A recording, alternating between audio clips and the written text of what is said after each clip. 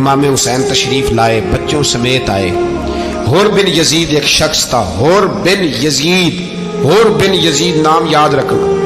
حر بن یزید ایک مختصر سا لشکر لے کے اس نے امام حسین کو ایک جگہ پہ روکا، پھر دوسری جگہ پہ روکا، بالآخر تیسری جگہ پہ روکا تو امام حسین نے فرمایا جگہ کون سی ہے؟ کہا حضور کرب و بلا۔ فرمایا بس یہی خیمے لگا دو، یہی۔ حضرت سیدہ زینب نے پوچھا امام حسین سے کہ سارے زمانے نے روکا ہے، ٹھیک ہے آپ حق پہ ہیں، یہ بھی سب نے کہا آپ حق پہ ہیں، پر روکا بھی سب نے، آپ روکے کیوں نہیں؟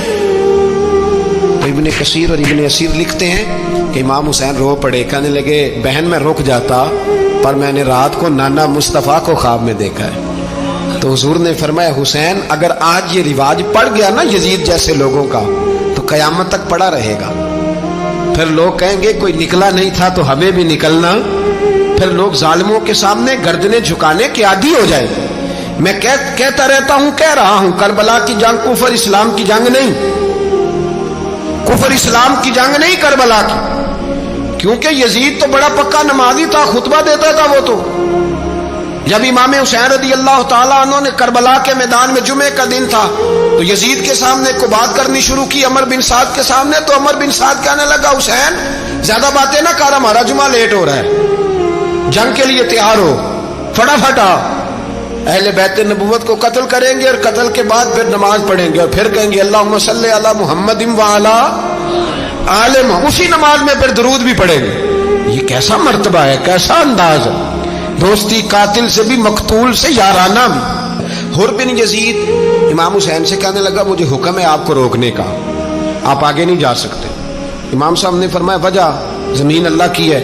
اس نے کہا آپ بیعت نہیں کر رہے، یزید کی حالات آپ کے حق میں درست نہیں ہیں، آپ نہیں جائیں گے۔ امام روک گئے۔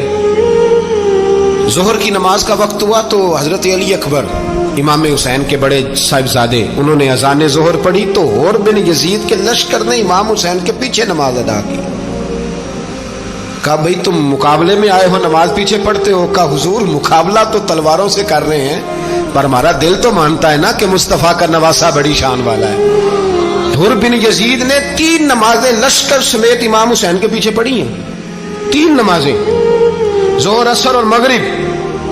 پھر امام حسین کے سامنے شرائط پیش کی کہ آپ کو یہاں گھیر لیا گیا ہے، یہاں آپ بیعت کریں گے، یہاں جنگ کریں گے، 2 ہی باتیں۔ امام حسین نے فرمایا نہیں بھائی بیعت تو میں نہیں کرتا، اس کے علاوہ تم جو کہتے ہو میں کرنے کو تیار ہوں۔ اس نے خط لکھا، عبید اللہ ابن زیاد کو ایک بندہ دوڑایا پیچھے، کوفے چند میل پہ کوفہ تھا، کہا وہ نہیں مان رہے، کیا کرنا ہے؟ تو حسین ابن علی ہے، میں زیادہ دیر انہیں روک بھی نہیں سکتا۔ انہوں نے پیغام دیا حر بن یزید کو کہ کرنا کچھ بھی نہیں، ان کا پانی بند کر دو، بلیک میل کرو، کھانا پانی نہیں ملے گا، چھوٹے چھوٹے بچے ہیں، خود ہی مان جائیں گے۔ حضرت امام علی مقام کے بارے میں حر کے پاس جب یہ پیغام آیا تو حر کہنے لگا میری طبیعت نہیں مانتی حسین پر پانی بند کروں، دل نہیں مانتا۔ جب یہ لفظ کہے نا دوبارہ تو پھر عبید اللہ ابن زیاد نے عمر بن سعد کو 10,000 آدمی دے کے بھیجا، کہا حر بن یزید لچک دکھا رہا ہے حسین کے حق میں۔ ایک رے کا علاقہ تھا، بڑی وہاں فصل ہوتی تھی، لوگ کوشش کرتے تھے وہاں کا گورنر بننے کی، کوشش کرتے تھے۔ تو عبید اللہ ابن زیاد کہنے لگا تمہیں رے کی گورنری ملے گی، سب سے سرسبز و شاداب علاقہ، تمہیں وہاں کا گورنر بنایا جائے گا اگر حسین کے خلاف لڑو گے۔ یہ اتنی زبردست ہوتی ہیں گورنریاں کہ گورنریوں کے لیے لوگ نسل رسول کے خلاف بھی نکل آتے ہیں، یہ اتنی تگڑی ہوتی ہیں، اتنی جلدی وفاداریاں بدلتی ہیں۔ امام حسین کو روک لیا گیا، عمر بن سعد نے روک لیا۔ 1 محرم کو امام آئے، 7 محرم تا روکا گیا، 7 محرم کو پانی بند کر دیا۔ جانور پانی پیتے تھے، گھوڑے پیتے تھے، کتے پیتے تھے، لیکن مصطفیٰ کے گھرانے کو پانی پینے کی اجازت 3 دن تک پانی بند رہا۔ 9 محرم کو عمر بن سعد نے اور لوگ بلائے۔ شمر ایک بڑا سخت آدمی تھا، سنگ دل بدبخت، جس نے حضرت علی اصغر کے گلے پر تیر مارا تھا، وہ اور لشکر لے کے آیا۔ رات کو کہنے لگا امام حسین رضی اللہ تعالیٰ عنہ سے کہ بس بڑا ہو گیا، یہ 9-10 محرم کی درمیانی رات، یہاں آپ جنگ کریں گے یا آپ بیعت کریں گے، 2 ہی باتیں۔ امام حسین اندر گئے، سیدہ زینب سے مشورہ کیا، باہر آئے، فرمایا بات وہی ہے جو پہلے دن والی ہے۔ او بھائی بچے ساتھ ہو، सहरा का इलाका हो, तपती हुई रेत हो, इतने कठिन और सख्त हालात, चारों जानब मौत ही मौत, दूर दूर तक अपनों का नामो निशान कोई नहीं, और अकेले फैसला करने वाले इमाम हुसैन, बाकी सारे बच्चे हैं या औरतें, सारे बड़े अकेले। इमाम हुसैन रज़ी अल्लाह तआला अन्हु ने फरमाया भाई बैत तो मैं नहीं करता, बाकी जो तुम्हारा प्रोग्राम है। शिमर और इब्ने साद कहने लगे फिर जंग के लिए तैयार हो जाएं। क्या अंदाज है इमाम हुसैन का। फरमाने लगे कल जंग करूंगा, मुझे पता तो है जंग का नतीजा क्या निकलना है, एक रात मुझे दे दो ताकि मैं खुल के अपने रब की इबादत तो कर लूं। हुसैन ने जाना है, मुझे पता है कल रिजल्ट 72 और 22,000 का क्या, एक रात मुझे दो, मैं मालिक से राज न्याज तो करूं, मैं गोया उससे पूछूं तो सही कि मालिक मेरे वालिद भी शहीद हैं, भाई भी शहीद हैं, नाना को भी दुखों में देखा है, तो अब मेरी बारी है, तो मालिक मैं हाजिर हूं, मुझे मौका तो दो, इसलिए कि मेरे नाना ने बदर में भी सारी रात इबादत की थी, सुबह मुझे मौका दो। और दुनिया का उसूल है जब कोई मौका मांगता है तो दिया जाता है। ये दोनों कहने लगे कोई मौका नहीं। होर बिन यजीद पीछे से बोला, कहने लगा नहीं, बदतमीजी ना करो, हुसैन को मौका दो, तुम्हें देना पड़ेगा। मौका दिया। होर बिन यजीद ने फिर मिन्नत की, कहा हुजूर आप मेहरबानी करें मान जाएं। फरमाया मानने वाला खाता कोई नहीं। फरमाया मानने वाला खाता, बोलिए मानने वाला खाता, ये बड़ा मुश्किल काम है भाई। ज़मीर का सौदा अब तो आम हो गया, बाजार लगते हैं, रेट लगते हैं, अपनी अपनी चाहतों पे लोगों ने अपने अपने अंदाज सजाए हुए। कोई आदमी बस अच्छे तरीके से नाम ले ले तो बस हम उसके पीछे चल जाते हैं। अब तो आम हो गया ये मामला। इमाम हुसैन ने फरमाया हो ही नहीं सकता, मुमकिन ही नहीं है। सारी रात इबादत में गुजरी, रियाजत में गुजरी। तहज्जुद का वक्त हुआ तो घर वालों को बुलाया, फरमाया देखना तुम्हारी सी की आवाज ना बाहर आए, खबरदार सी की आवाज ना आए।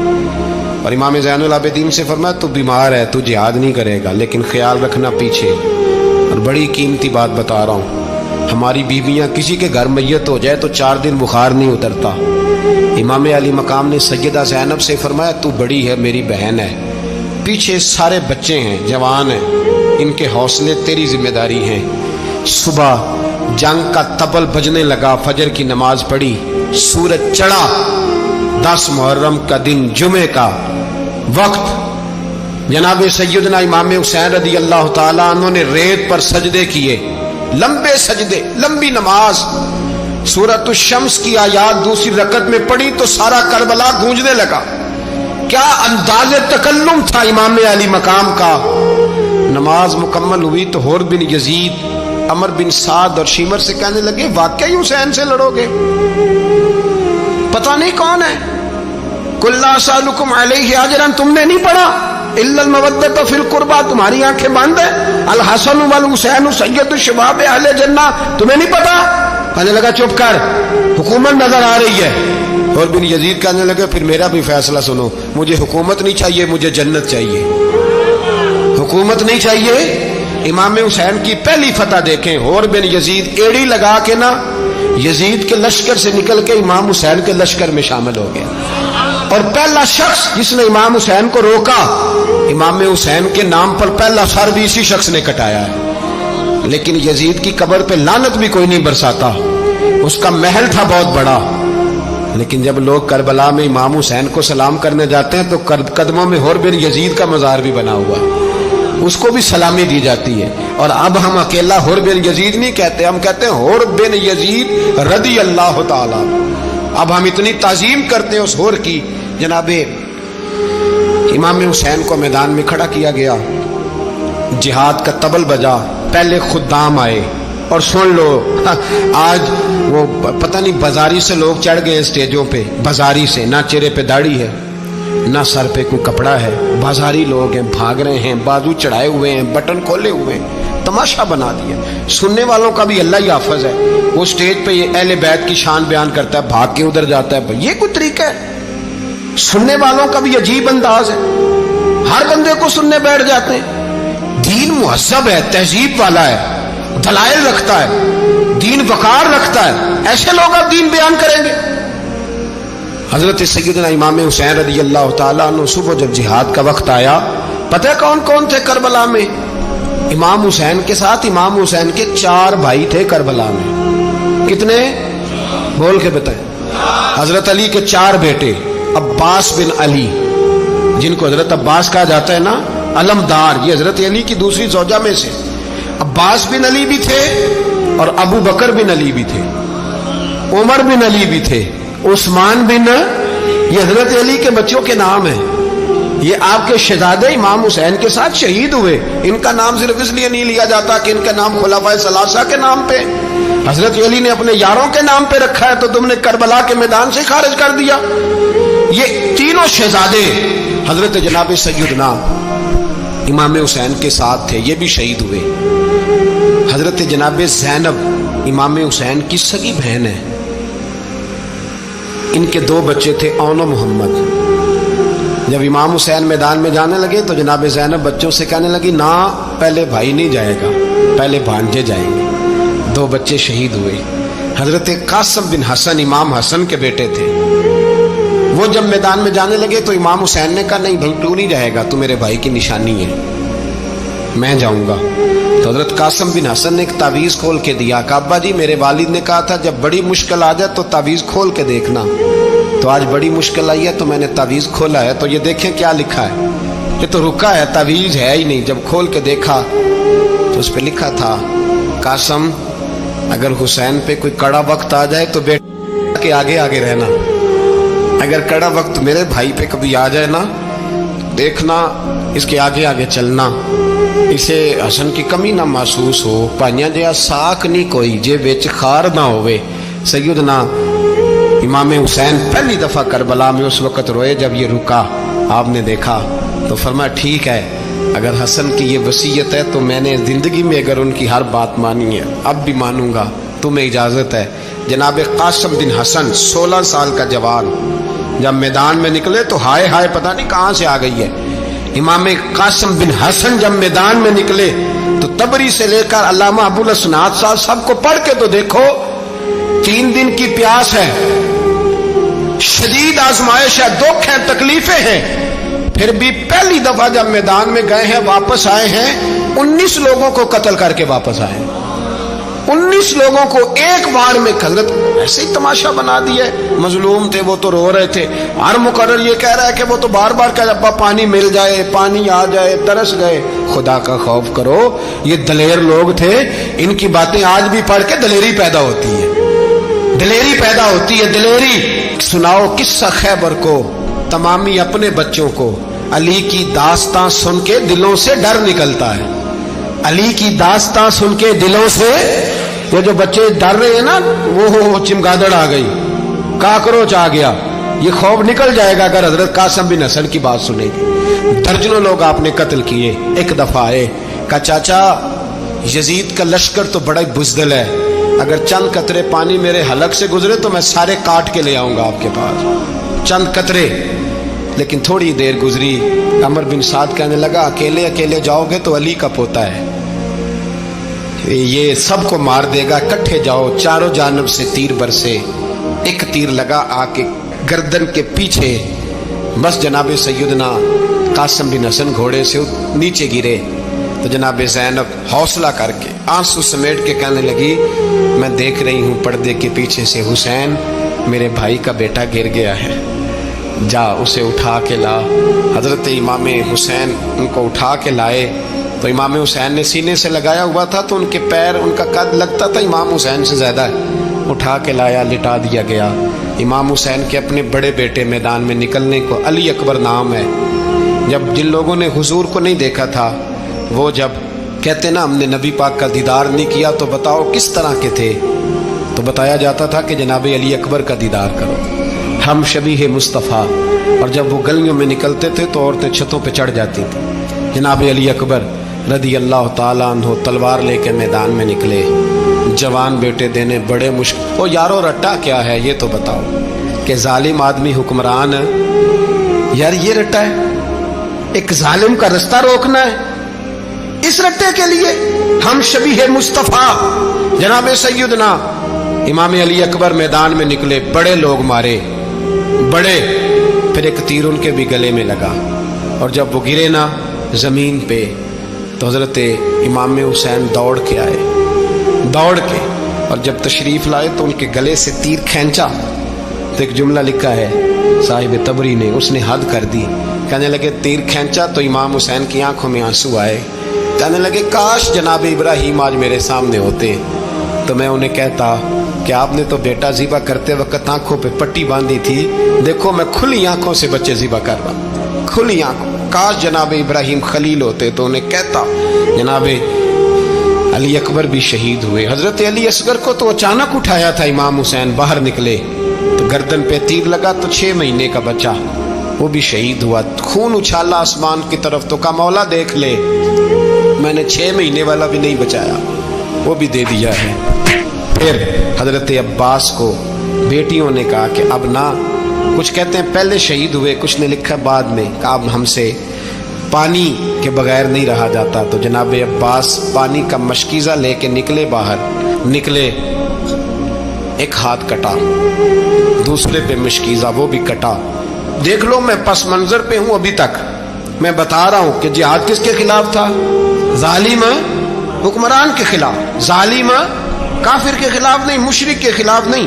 حضرت امام حسین رضی اللہ تعالیٰ عنہ نے ہر جگہ ایک ہی بات کی کہ یزید شرابی ہے تو بچے کٹوا دوں گا، شرابی کو ووٹ، یہ ایک نہیں، ہر کتاب میں یہی لکھا، ہر کتاب میں، اور ہر مسلک کی کتاب۔ یزید چونکہ مجرے دیکھتا ہے، رنڈیوں کا ناچ دیکھتا ہے، بچے کٹوا دوں گا، اس کے ہاتھ میں ہاتھ۔ امام حسین نے فرمایا چونکہ اللہ کی حدوں کو توڑتا ہے، حقوق اللہ پامال کرتا ہے، حدود اللہ، بچے کٹوا دوں گا لیکن اس کے ہاتھ میں ہاتھ۔ سارا دن خود مجرا دیکھنا اور 10 محرم کو 2 دیگیں پکا کے حسینی بن جانا، سارا سال خود گند مند کرنا، شرابیوں کے ساتھ رہنا، اور 10 محرم کو 2 آنسو بہا کے یاد رکھنا۔ میں ہمیشہ کہتا ہوں، پھر کہہ رہا ہوں، جس کے موبائل میں گندے گانے ہیں، گند دیکھتا ہے، شرابی کبابی کا سپورٹر ہے، ووٹر ہے، یا مجرے دیکھتا ہے آتا جاتا ہے، وہ یاد رکھے قیامت میں امام حسین کا ہاتھ ہوگا، اس کا گریبان ہوگا۔ ہم سے نہ رقم ہوں گے قصیدے یزید کے، ہم لوگ تو حسین کے سیرت نگار۔ حضرت عباس کا بازو کٹا، پھر پانی تو بھر لیا تھا، لا نہ سکے، پھر گردن کٹی تو شہید ہوئے۔ بچوں کی بھی شہادت ہوئی، پر جب ان کا لاشا اٹھایا تو امام حسین کہنے لگے مولا اب نہ حسین کی کمر کمزور ہو گئی ہے، اب کمزور ہو، اور بھائی ایک میت ہو جائے تو 4-5 دن تو پوری آنکھیں نہیں کھلتی، کیسا جری خاندان ہے۔ تھوڑی دیر گزری تو امام علی مقام نے پٹکا باندھا، سر پہ دستار باندھی، مولا علی کی تلوار پکڑی، نبی پاک کا امامہ باندھا، اور گھوڑے پہ سوار ہوئے تو کہنے لگے زینب گھر تیرے حوالے اور میں اللہ کے حوالے، گھر تیرے حوالے اور میں۔ اور پھر امام حسین نکلے، امام علی مقام نکلے۔ راوی کہتے ہیں کہ یہ جلوہ پہلے بھی بڑے سونے تھے، پر آج جو رنگ دیکھا وہ کبھی نہیں دیکھا۔ کیا انداز تھا، جدھر جاتے نعرہ لگاتے تو حد ہو جاتی۔ اتنے لوگ امام حسین نے کاٹے، اتنے کاٹے، پھر واپس پلٹ کے آئے اور کہنے لگے زینب ذرا پردے کے پیچھے سے دیکھ تو صحیح میری بہن، ان بزدلوں کو جرت ہی نہیں ہو رہی حسین کے مقابلے میں آنے، ایک دوسرے کو دھکا دیتے، تو جا تو جا۔ پھر اکٹھے وار ہوئے، یہ کون ہے کٹا ہوا، لباس ہے پھٹا ہوا، یہ بال یقین حسین ہے، نبی کا نور عین ہے۔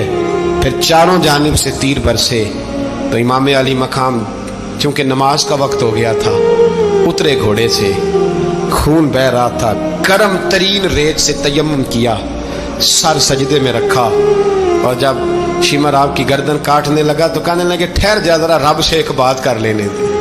اور پھر بولے امام حسین، کہنے لگے مالک تو اب بتا کہ حسین سے راضی ہے کہ ناراض ہے، تو بتا۔ تو پھر ایک آواز آئی، یا ایتھا النفس مطمئنہ ارجعی الی ربک راضیۃ مرضیہ، فرمایا نفس مطمئنہ واپس آ جا، تو اللہ سے راضی ہے، اللہ تجھ سے راضی۔ امام حسین وہاں شہید ہو گئے۔